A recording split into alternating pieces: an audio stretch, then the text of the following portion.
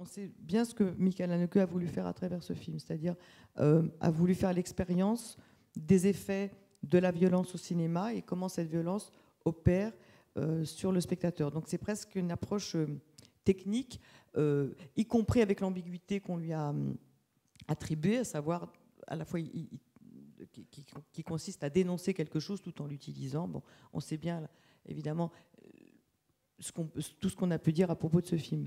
Donc, puisqu'il dénonçait mais qu'il l'utilisait, on pouvait penser que par justement les moyens dont il l'utilisait, il pouvait y avoir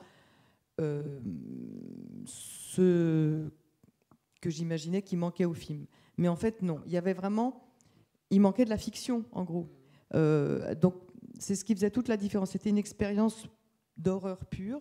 Et je me disais, il y avait quelque chose de sacrificiel pour les acteurs qui l'ont fait. Il y a Suzanne Lothar, qui est une très, très grande actrice allemande, que j'aime au-dessus de tout, que je place, l'a fait magnifiquement. Mais moi, c'est ce qui m'a empêché d'y aller. C'est cette absence totale de fiction.